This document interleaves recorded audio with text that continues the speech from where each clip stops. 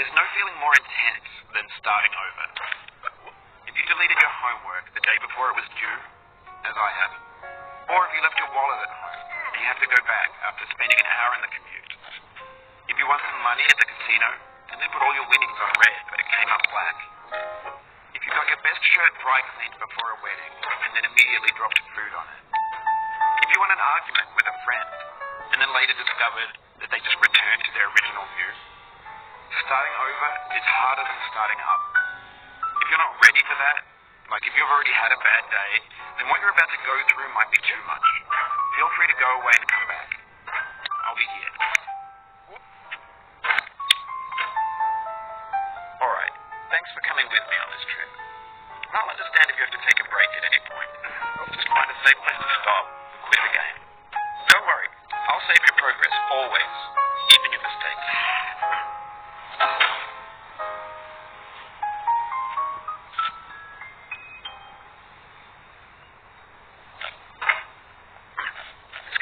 To a free game that came out in 2002 titled Sexy Hiking. The author of that game was Jazua, a mysterious Czech designer who was known at the time as the father of B-games. And B-games are rough assemblages of found objects.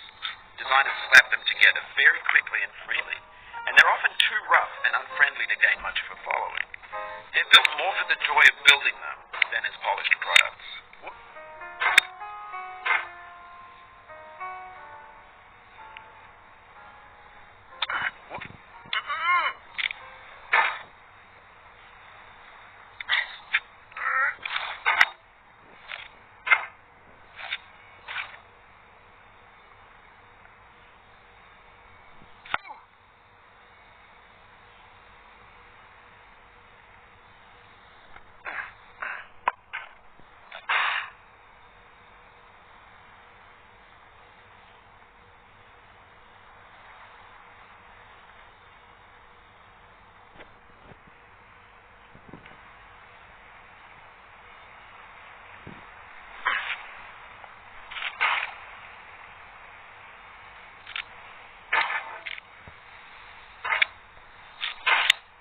In a certain way, Sexy Hiking is the perfect embodiment of a B-game.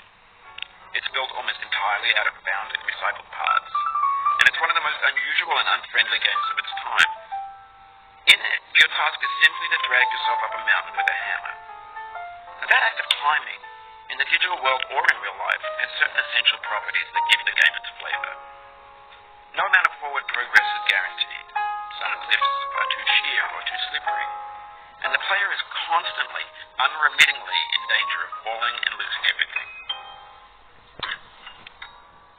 Anyway, when you start Sexy Hiking, you're standing next to this dead tree that blocks the way to the entire rest of the game. It might take you an hour to get over that tree. A lot of people never got past it. Prod and poke at it, exploring the limits of your reach and your strength, trying to find a way up and over. And there's a sense of truth in that lack of compromise. Most obstacles in video game worlds are fake. You can be completely confident in your ability to get through them once you have the correct method or the correct equipment or just by spending enough time. In that sense, every pixelated obstacle in Sexy Hiking is real. The obstacles in Sexy Hiking are unyielding, and that makes the game uniquely frustrating. But I'm not sure Jazua intended to make a frustrating game. The frustration is just essential to the act of climbing, and it's authentic to the process of building a game about climbing. A funny thing happened to me as I was building this mountain. I'd have an idea for a new obstacle, and I'd build it, test it, and it would usually turn out to be unreasonably hard. But I couldn't bring myself to make it easier. It already felt like my inability to get past a new obstacle was my fault, as a player rather than as a builder. Imaginary mountains build themselves from our efforts to climb them, and it's our repeated attempts to reach the summit that turns those mountains into something real. When you're building a video game world, you're building with ideas, and that can be like working with quickset cement.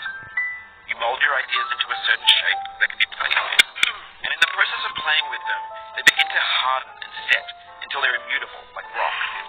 At that point, you can't change the world, not without breaking it into pieces and starting fresh with new ideas.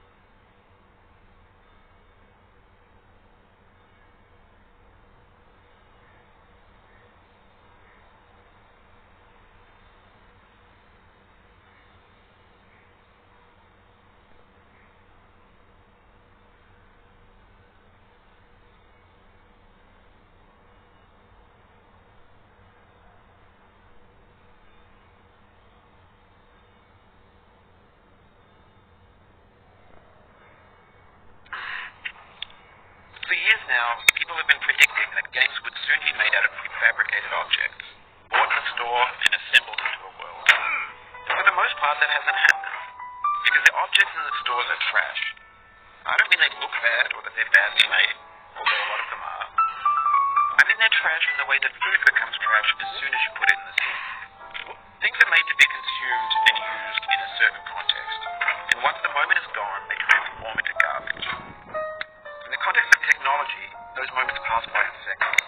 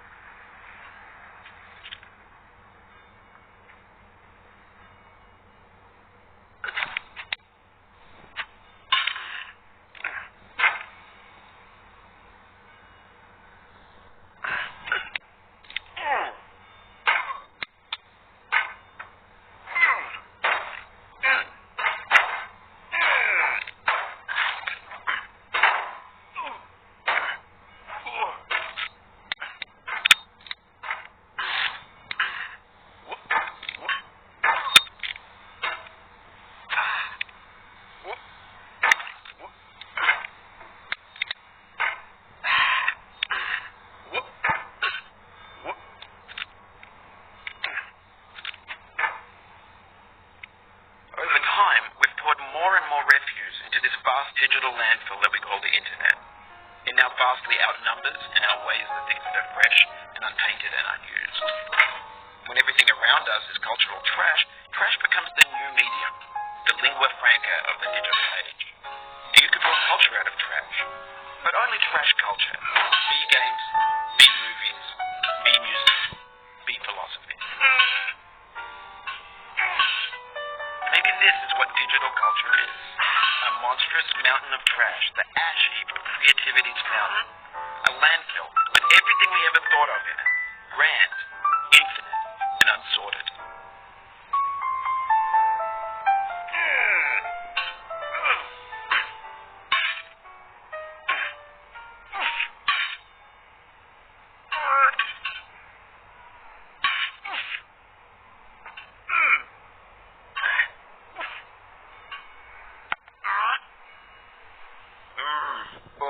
Lost a lot of progress.